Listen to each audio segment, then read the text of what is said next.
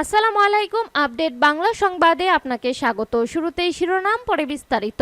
গাড়ি পোড়ানোর মামলায় খালাস পেলেন মির্জা ফখরুল সহ ৮ জন। এদিকে আওয়ামী লীগ শ্রমিকদের ন্যায্য অধিকার থেকে বঞ্চিত করেছে বলল ডক্টর শফিকুল ইসলাম মাসুদ। এছাড়া আবারও ৭ দিনের রিমান্ডে সালমান এফ রহমান। আরও থাকছে খাগড়াছড়িতে ১৪৪ ধারা বহাল, জনমনে আতঙ্ক। এবং সর্বশেষ জানিয়ে দেব, আশুলিয়ায় টানা ৫০ ঘন্টা মহাসড়ক অবরোধ, পাওনা পরিশোধ না হলে সড়কেই অবস্থান। শিরোনাম শুনছিলেন, এবার বিস্তারিত। তার আগে ভিডিওটিতে একটি লাইক, কমেন্ট, শেয়ার করে সবাইকে দেখার সুযোগ করে দিতে বিশেষ অনুরোধ রইল। গাড়ি পোড়ানোর মামলা খালাস পেলেন মির্জা ফখরুল সহ ৮ জন। ঢাকা দক্ষিণ সিটি কর্পোরেশনের মামলায় গাড়ি পোড়ানো ও ভাঙচুরের মামলায় বিএনপির মহাসচিব মির্জা ফখরুল ইসলাম আলমগীর, সিনিয়র যুগ্ম মহাসচিব রুহুল কবির রিজভী সহ ৮ জনকে খালাস দিয়েছে আদালত। আজ বুধবার ঢাকার অতিরিক্ত চিফ মেট্রোপলিটন ম্যাজিস্ট্রেট জিয়াদুর রহমানের আদালত তাদের খালাস দেন। খালাস পাওয়া অন্যরা হলো বাংলাদেশ জামায়াতে ইসলামীর ঢাকা মহানগর দক্ষিণের সেক্রেটারি ডক্টর মোহাম্মদ শফিকুল ইসলাম মাসুদ, যুবদলের সাবেক সভাপতি সাইফুল আলম নীরব, বিএনপির তথ্য গবেষণা সম্পাদক আজিজুল বারী হেলাল, বিএনপির নেতা মোয়াজ্জেম হোসেন বাবু, কাজী রেজাউল হক বাবু ও খন্দকার এনামুল হক এনাম। মির্জা ফখরুলের আইনজীবী সৈয়দ জয়নুল আবেদিন মেজবাহ বিষয়টি নিশ্চিত করেন। তিনি বলেন, মামলাটির দীর্ঘদিন সাক্ষ্য গ্রহণের জন্য দিন ধার্য ছিল। মামলায় দীর্ঘদিন ধরে সাক্ষী না আসায় বিচারক আসামিদের খালাস দেন। মামলার অভিযোগে বলা হয়, ২০১২ সালে ৯ ডিসেম্বর রাজধানীর পল্টন মডেল থানা এলাকায় মির্জা ফখরুল ইসলাম ও রুহুল কবির রিজভীর নেতৃত্বে ২০০ থেকে ২৫০ জন নেতাকর্মী লাঠি সুটা নিয়ে রাস্তা অবরোধ করেন। এ সময় তারা ঢাকা দক্ষিণ সিটি কর্পোরেশনের ময়লার গাড়ি ভাঙচুর করেন ও বিস্ফোরণ ঘটান। এই ঘটনায় ঢাকা দক্ষিণ সিটি কর্পোরেশনের গাড়ি চালক মোহাম্মদ আয়নাল মামলা করেন। ২০১৭ সালের ২৩ অক্টোবর মামলার তদন্তকারী কর্মকর্তা ডিবি পুলিশের উপপরিদর্শক আনোয়ার হোসেন খান আদালতে চার্জশিট দাখিল করে। এরপর গত ৩রা সেপ্টেম্বর আসামিদের বিরুদ্ধে অভিযোগ গঠন করেন আদালত। আওয়ামী লীগ শ্রমিকদের ন্যায্য অধিকার থেকে বঞ্চিত করেছে বলল ডক্টর শফিকুল ইসলাম মাসুদ। বাংলাদেশ জামায়াতে ইসলামী ঢাকা মহানগরী দক্ষিণের সেক্রেটারি ডক্টর শফিকুল ইসলাম মাসুদ বলেছেন, গত ১৫ বছর আওয়ামী লীগ দেশের ক্ষমতা দখল করে রেখে সকল শ্রেণী পেশার মতোই সাধারণ শ্রমিকদের তাদের ন্যায্য অধিকার থেকে বঞ্চিত করেছে। গার্মেন্টস শ্রমিক, পরিবহন শ্রমিক সহ যে কোনো স্তরের শ্রমিকেরা তাদের ন্যায্য অধিকার চাইলেই পুলিশ দিয়ে তাদেরকে লাঠিচার্জ করে, টিয়ার গ্যাস নিক্ষেপ করে, এমনকি কুকুরের মতো পিটিয়ে তাড়িয়ে দিয়েছিল। এসব ঘটনার বহু শ্রমিক আহত নিহত হয়েছে। অসংখ্য শ্রমিক নেতাকে খুন গুম করেছে। দ্রব্যমূল্য হু হু করে বাড়লেও মানুষের মূল্য বাড়েনি, বরং আওয়ামী লীগ মানুষকে মূল্যহীন করে দিয়েছে। তাদের নির্যাতনে বহু মানুষ পঙ্গু হয়ে অকর্ম হয়ে পড়েছে। ডক্টর মাসুদ বলেন, শ্রমিক অঙ্গনকে আওয়ামী লীগ দলীয়করণ করেছে। আওয়ামী লীগের দুর্নীতিবাজদের শ্রমিক নেতা সাজিয়ে শ্রমিকদের শোষণ করেছে। তাদের অপকর্মের প্রতিবাদ করলেই নিরাপরাধ শ্রমিকদের হামলা মামলা দিয়ে কারাগারে বন্দী করে রেখেছে। ২০১২ সালে তাজরিন গার্মেন্টস পরিকল্পিতভাবে আগুন দিয়ে ১১৪ জন শ্রমিককে তারা হত্যা করেছে। এইভাবে বহু কল কারখানা তারা ধ্বংস করে দিয়েছে। কিন্তু এইসব ঘটনার কোনো সুষ্ঠু তদন্ত হয়নি, এমনকি বিচারও হয়নি। বাংলাদেশ জামায়াতে ইসলামী যদি দেশ পরিচালনার দায়িত্ব পায়, তবে এইসব ঘটনার সুষ্ঠু তদন্ত করে দোষীদের কঠোর শাস্তি নিশ্চিত করবে। এর আগে ডক্টর শফিকুর রহমান মাসুদ বলেন, রাজধানীর কাকরাইলে ইসলামী ব্যাংক, সেন্ট্রাল হাসপাতালে, পটুয়াখালীর বাউফল উপজেলার এক হিন্দু পরিবারের অসুস্থ বৃদ্ধের শারীরিক খোঁজ খবর ও হুইল চেয়ার উপহার দিয়ে গিয়ে বলেন, আমাকে সহ বাউফল উপজেলা জামায়াতে ইসলামী ও ইসলামী ছাত্র শিবিরের নেতাকর্মীদেরকে আওয়ামী লীগ চেয়েছে জনগণ থেকে বিচ্ছিন্ন করতে।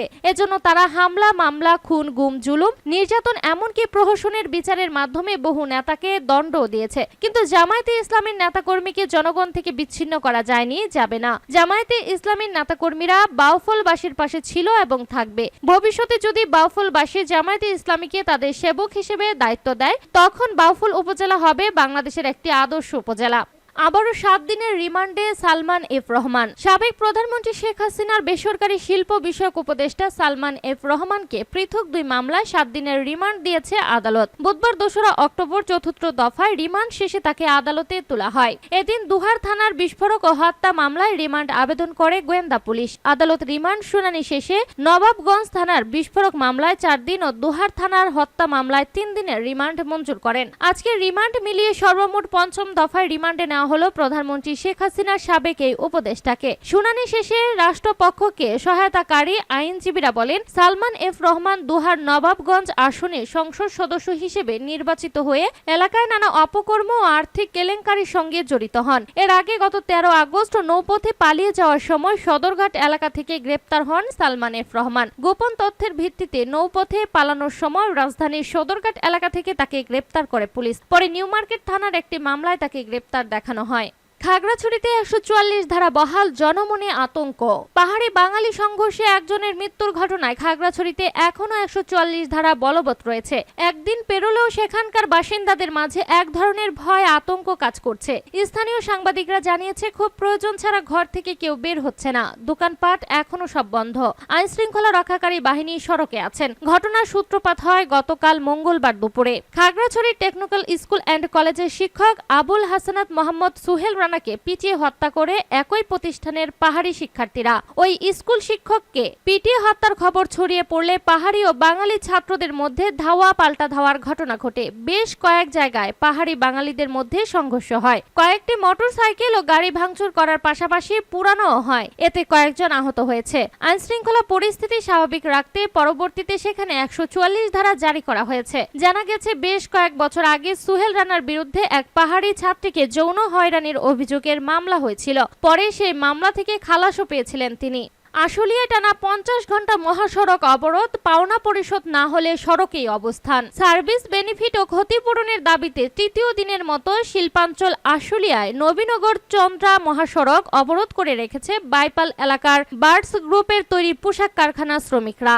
এই নিয়ে টানা 50 ঘন্টা ধরে নবীনগর চন্দ্রা মহাসড়কে যান চলাচল বন্ধ রয়েছে। সরজমিনে বাইপাল এলাকায় গিয়ে দেখা যায়, অবরোধের কারণে পার্শ্ববর্তী বাইপাল আব্দুল্লাপুর সড়ক ও ঢাকা আরিচা সড়কেও যানজট সৃষ্টি হয়েছে। সব মিলিয়ে 3 সড়কে প্রায় 30 কিলোমিটার যানজট সৃষ্টি হয়েছে। যানজটের কারণে স্থবির হয়ে পড়েছে ঢাকা আরিচিয়া মহাসড়ক, নবীনগর চন্দ্রা মহাসড়ক ও বাইপাল আব্দুল্লাপুর মহাসড়ক। এসব সড়কে বেশিরভাগই মালবাহী ট্রাক, কাভার ভ্যান, ব্যাংক ও স্বল্প সংখ্যক যাত্রীবাহী বাস রয়েছে। যানজটের কারণে অনেকের পায়ে হেঁটে গন্তব্যস্থলে রওনা হতে দেখা দিয়েছে। এর আগে সোমবার সকাল 9:30 থেকে আশুলিয়ার বাইপাল এলাকায় বার্ডস গ্রুপের তৈরি পোশাক কারখানা শ্রমিকরা সার্ভিস বেনিফিট ও ক্ষতিপূরণের দাবিতে সড়ক অবরোধ করে বিক্ষোভ শুরু করেন। কোনো ধরনের আশ্বাস না পেয়ে শ্রমিকরা এখনো অবরোধ সহ সড়কে অবস্থান করছে। বিক্ষুব্ধ শ্রমিকরা জানায়, 27 তারিখের ইস্যু করা নোটিশের মাধ্যমে গত 28 আগস্ট আশুলিয়ার বাইপাল এলাকায় বার্ডস গ্রুপের সকল কারখানা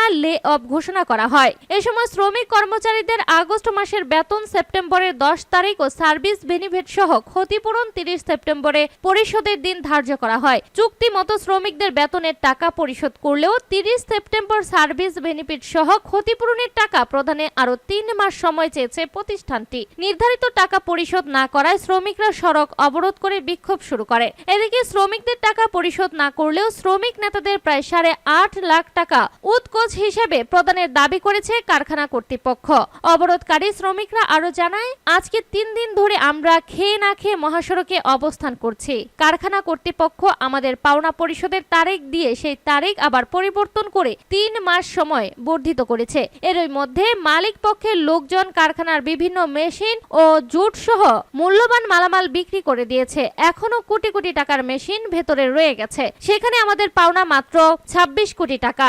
আমাদের বেতন পরিশোধ নির্দিষ্ট তারিখ দেওয়া। আমরা বিভিন্ন জায়গা থেকে আসলে এসেছি। এখানে আমাদের থাকা খাওয়ার কোনো ব্যবস্থা না থাকায় রোদে পুড়ে এবং বৃষ্টিতে ভিজে মহাসড়কে অবস্থান করছে। দেশের সরকার কিংবা বিজিএম এর এমন কোনো লোক নেই যারা আমাদের পাওনা পরিশোধের দায়িত্ব নেবেন। আমাদের অনেকেই ছোট ছোট বাচ্চা নিয়ে এখানে এসেছি। যতক্ষণ আমাদের পাওনা পরিশোধ না করা হবে ততক্ষণ আমরা সড়কে অবস্থান করব। বিক্ষুব্ধ শ্রমিক শহীদুল ইসলাম বলেন, একজন লোকের জন্য আমরা 6-7 হাজার শ্রমিক 3 দিন ধরে রাস্তায়। সড়ক অবরোধের কারণে গাড়ি বন্ধ থাকায় আটকে পড়া পরিবহনে থাকা কাঁচামাল সহ বিভিন্ন ধরনের পণ্য নষ্ট হয়ে যাচ্ছে। আমরা রাস্তা অবরোধ করে রাখতে চাই না। অবিলম্বে বার্ডস গ্রুপের মালিক মুস্তফাকে গ্রেপ্তার করে আমাদের পাওনা পরিশোধ করা হোক। আশুলিয়া থানার পরিদর্শক ওসি আবু বক্কর সিদ্দিক বলেন, সার্ভিস বেনিফিট ও ক্ষতিপূরণের দাবিতে শ্রমিকরা 3 দিন ধরে নবীনগর চন্দ্র মহাসড়ক অবরোধ করে রেখেছে।